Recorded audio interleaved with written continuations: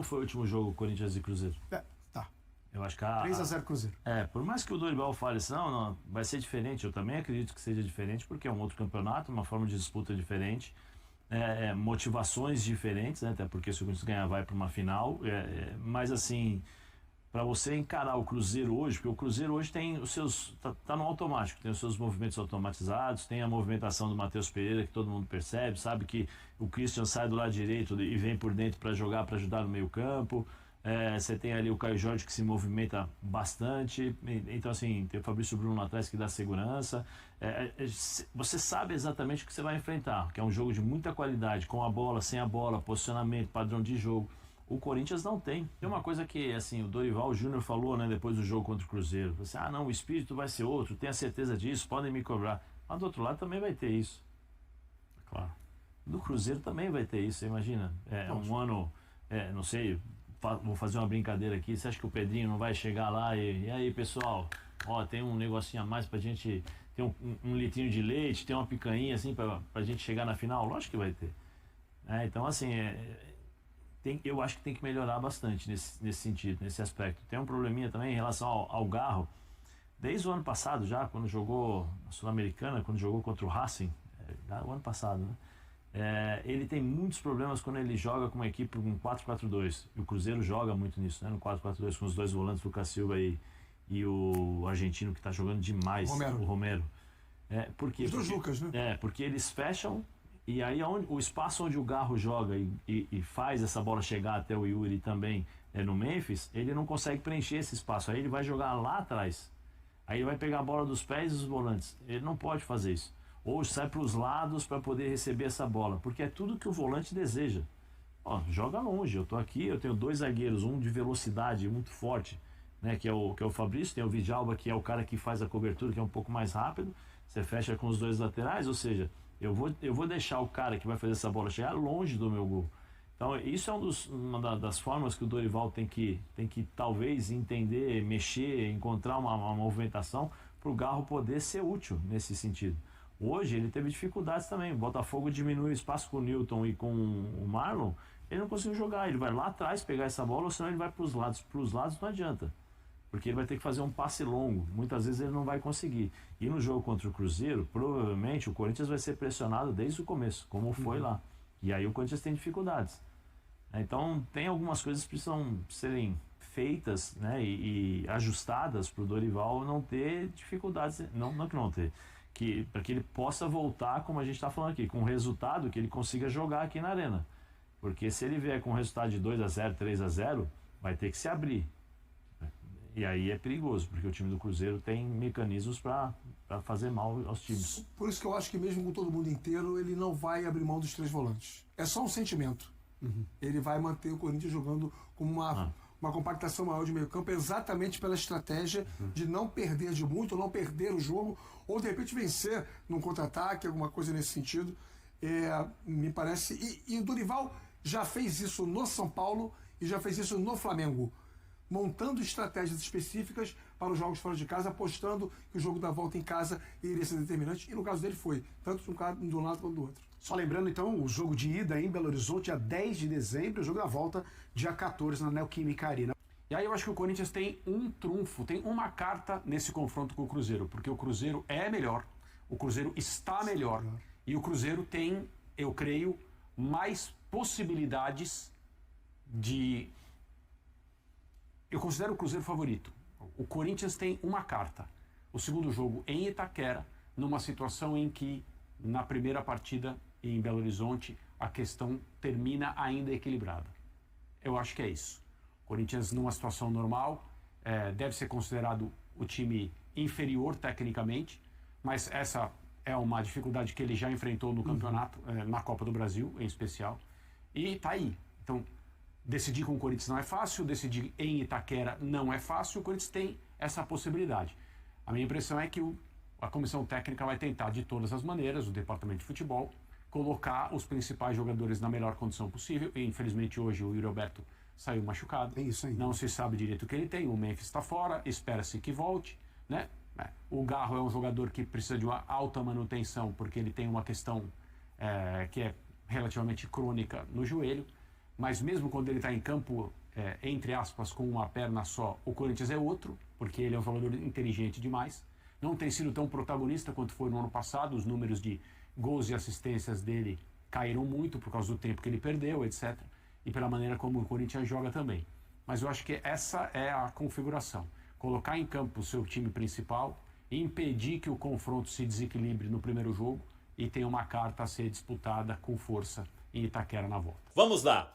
Cruzeiro empatou com o Ceará, sem chance matemática de brigar pelo título do Campeonato Brasileiro, mas tem 2 partidas ainda, como o próprio Leonardo Jardim disse, chegar pelo menos na 3ª colocação. E o Cruzeiro tem chance de ser vice-líder. Claro que vai depender de resultados do Palmeiras. O Palmeiras nas 2 últimas rodadas enfrenta o Atlético Mineiro, aqui em BH, e depois o Ceará lá no Castelão, em Fortaleza. O Cruzeiro é o Botafogo na 5ª, e depois no domingo o duelo diante da equipe do Santos na Vila Belmiro, o Santos jogando a permanência. O Botafogo, adversário do Cruzeiro, que empatou hoje com o Corinthians fora de casa e vem aí para este compromisso depois de uma certa pressão, mas o Botafogo ele acabou reagindo na Série A do Campeonato Brasileiro e hoje briga ali por uma vaga no G5. Com um empate, inclusive, o Botafogo assumiu a 5ª colocação. Está disputando com Fluminense e Bahia a última vaga direta, né? Uma deve ficar mesmo com o Mirassol e aí sobraria uma vaga direta para Botafogo ou para Fluminense ou para Bahia. Então o jogo significa muito para o Botafogo. E claro, significa muito para o Cruzeiro porque, em termos de Campeonato Brasileiro, será a última partida no Mineirão. E aí, claro, né? O foco, talvez com o Leonardo Jardim colocando uma base aí de titular, pensando no duelo diante da equipe do Corinthians na outra semana, no dia 10 de dezembro, que é a partida da semifinal, o jogo de ida no Mineirão na quarta-feira, dia 10 de dezembro. O Cruzeiro vai divulgar neste início de semana os ingressos para o jogo com o Botafogo, talvez até faça aquela promoção para ter aí o torcedor neste último jogo, já que não tem mais chance de título, pode dar um prêmio para o torcedor, colocando um ingresso com um preço legal para continuar com essa grande média de público. E também, nesta semana, o Cruzeiro vai divulgar os detalhes da venda de ingressos para o duelo com o Corinthians. A venda para a semifinal deve se iniciar na sexta-feira. O domingo não teve trabalho na Toca da Raposa 2, reapresentação nesta segunda-feira.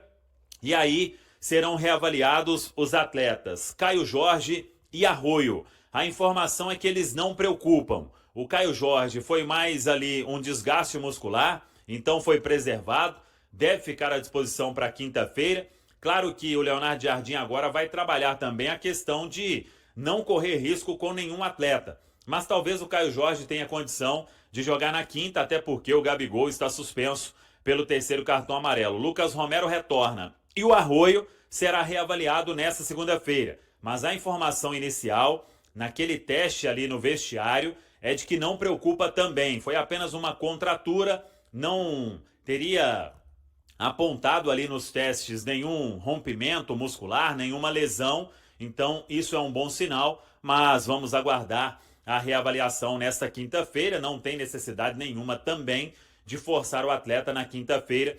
A informação é que ele não será problema para os jogos da Copa do Brasil. Leonardo Jardim esperava ter a situação definida no Brasileirão para voltar as atenções à Copa do Brasil, e esse momento finalmente chegou. Com o empate em 1-1 diante do Ceará, o Cruzeiro não possui mais chances matemáticas de brigar pelo título nacional. Do jogo, pouco se salva além da constatação de que Romero, Arroio e Caio Jorge são fundamentais para manter o ritmo intenso da equipe.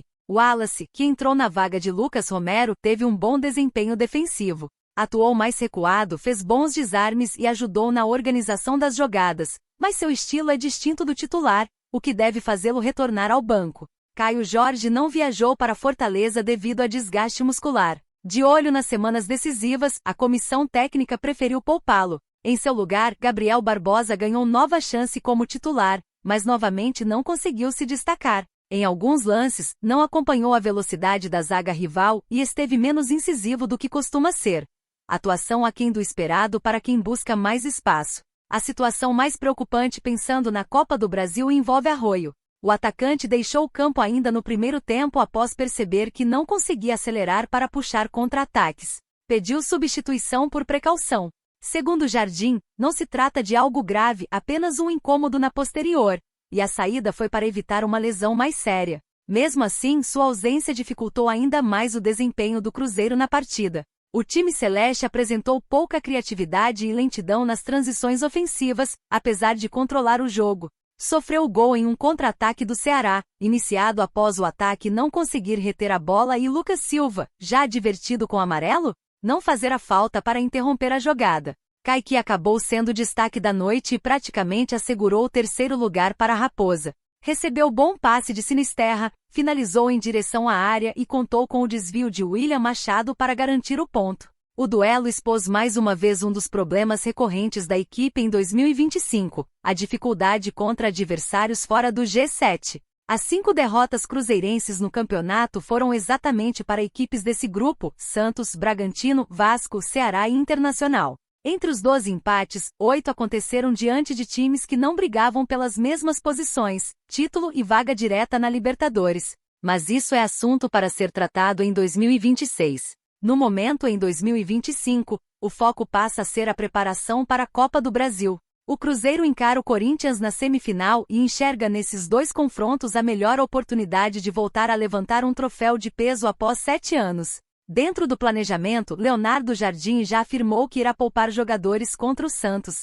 O duelo na Vila Belmiro, dia 07, acontece apenas 3 dias antes do primeiro jogo da semi, no Mineirão. Diante de tantas decisões enquanto a maioria dos clubes já estará de férias, o Cruzeiro precisa evitar ao máximo novos desfalques. A partida contra o Ceará deixou claro que a equipe necessita de força máxima para competir em alto nível nos dias 10 e 14 de dezembro. E aí, galera, o que acharam? Deixem suas opiniões nos comentários. Não se esqueçam de deixar o like, se inscrever no canal e ativar o sininho para receber as notificações. Até mais, Nação Celeste! Vamos pra frente!